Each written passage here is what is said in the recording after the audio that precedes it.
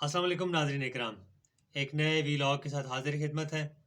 नाज़रीन, पाकिस्तान वतन अज़ीज़ जिसके अंदर हम देख रहे हैं कि हर गुज़रते दिन के साथ पाकिस्तान की जो आवाम है वो महंगाई और गुर्बत की चक्की में पिसती चली जा रही है।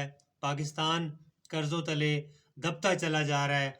हर आए दिन के साथ हर पैदा होने वाला पाकिस्तानी बड़े से बड़े कर्ज़े के अंदर डूबता चला जा रहा है। लेकिन यहाँ की अशराफिया, यहाँ के सियासतदान वो उनके असासे बढ़ते चले जा रहे हैं। सदर पाकिस्तान जो पाकिस्तान का एक आइनी ओहदा हुआ करता है, उस पर जो बराजमान शख्सियात पाकिस्तान में चलती आई हैं, उनके असासे भी, उनकी जो बनाई हुई दौलत है वो भी किसी से ढकी छुपी नहीं है। पार्लियामान के अंदर सदर इसहाक खान की जब वफ़ात हुई तो उसके बाद पार्लियामान का एक इजलास हुआ और वहाँ पर मुझे याद है कि ऐवान बाला के अंदर जब चेयरमैन सेनेट ने मौलाना गुल नसीब जो उस वक्त सेनेट के अंदर मौजूद थे, उन्होंने कहा कि आप सदर पाकिस्तान जो रहे हैं साबिक़ ग़ुलाम इसा ख़ान, उनके लिए आप एक ताज़ियत की दुआ करवाएं। तो मुझे याद है कि उन्होंने दुआ ये की थी कि या अल्लाह, अगर ये बख्शिश के काबिल हैं तो इन्हें बख्श दे। यानी पाकिस्तान के सियासतदान, उनके अफ़ाल, उनके कौल, उनके किए हुए जो काम हैं वो इस काबिल नहीं होते कि उनकी बख्शिश की दुआ भी की जा सके।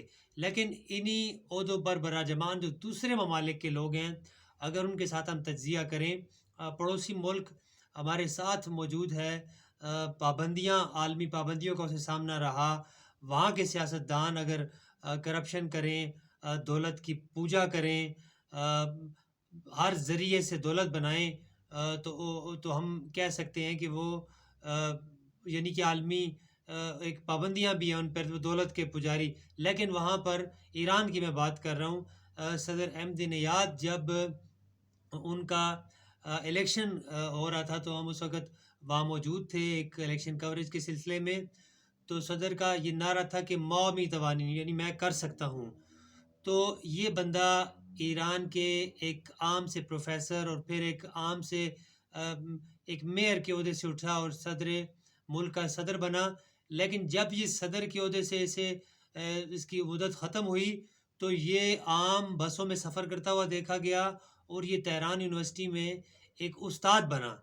लेकिन अफ़सोस हमारे मुल्क पर कि हमारे मुल्क के जो सियासतदान हैं, जो अहम ओहदों पर जो लोग रहते हैं, वो जब ये आइनी ओहदे छोड़ते हैं तो उनकी जो दौलत है उसका हिसाब किताब करना मुश्किल हो जाता है। जी हाँ, मैं आपके सामने एक स्टोरी रखने लगा हूँ सदर पाकिस्तान आरिफ अलवी के हवाले से कि जो जिनका शोबा तो एज़ ए डेंटिस्ट था, लेकिन इस वक्त हम देखते हैं कि एफबीआर ने जो उनके असासे ज़ाहिर किए हैं और उनके जो बच्चों की दौलत है, जो उनकी बीवी पे असासे हैं, वो डिक्लेयर्ड असासे जो हैं वो शुमार के अंदर नहीं आ रहे। बहुत बड़ी उनकी तादाद है ख़तीर।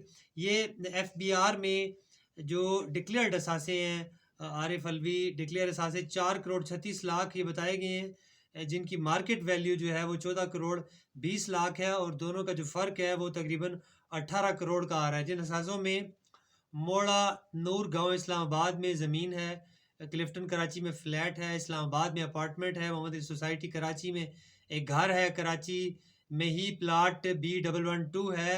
2 करोड़ 30 लाख की कैश ज़ाहिर की गई है और 40 तोले सोना ज़ाहिर किया गया है। इसी तरह आरिफ अलवी की जो बेगम है उनके सतरदात कुछ इस तरह डिक्लेयर किए गए हैं कि 5 करोड़ 76 लाख मार्केट वैल्यू उसकी 20 करोड़ 76 लाख है।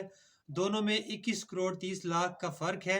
जबकि इनके असासों में फ़ेज़ DHA 8 कराची में प्लॉट है, ईस्ट जमशेद टाउन में SMCHS प्रॉपर्टी है और हॉक्स बे कराची में एक प्लाट है, बैरियर टाउन कराची में कई प्लाट्स की एडवांस रकम इन्होंने की हुई है। अमरीकी बैंक में कैश जो है 98 लाख है। पार्क व्यू सोसाइटी में प्लाट का एडवांस रकम इन्होंने दे रखी है। एलवी डेंटल हॉस्पिटल इनके नाम है, 30 तोला सोना और नया पाकिस्तान में सर्टिफिकेट है।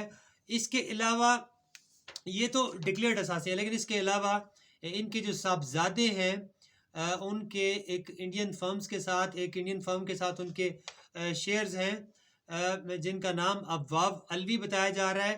انہوں نے ایک برنگنگ اسمائل نامی ایک تنظیم کے ساتھ $25 ملین یعنی 700 ارب روپے کا معاہدہ کیا ہے ناظرین. اور جس کے تمام سرمایہ کار اور بورڈ آف گورنر جو ہیں وہ بھارتی شہری ہیں.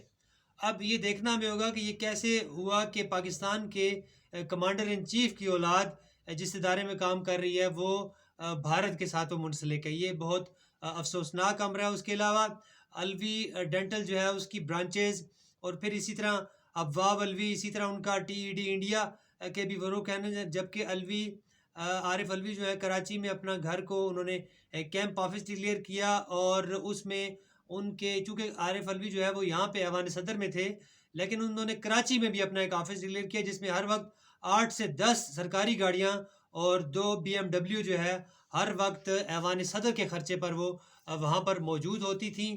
اسی طریقے سے آئینی عہدہ رکھنے کے باوجود صدر کا ایک سیاسی پارٹی کی طرف رجحان کسی سے ڈھکا چھپا نہیں ہے. ان کی اولاد نے تقریباً 700 کروڑ روپے کی جو رقم ہے وہ سوشل میڈیا پر کوارڈینیشن میں لگائی. اور ہم دیکھ رہے ہیں کہ ایوان صدر کے اندر عادل انصاری نامی جو شخص ہے اس کے ساتھ مل کر جو یہ کھیل کھیلا گیا. حالانکہ ہونا تو یہ چاہیے تھا کہ یہ ایک آئینی عہدہ ہے، یہ کسی پارٹی سے بالاتر ہوتا اور پھر اتنی بڑی تعداد میں اتنی بڑی خطیر جو آپ کو میں نے انویسٹمنٹ بتائی بہت ساری کمپنیوں میں.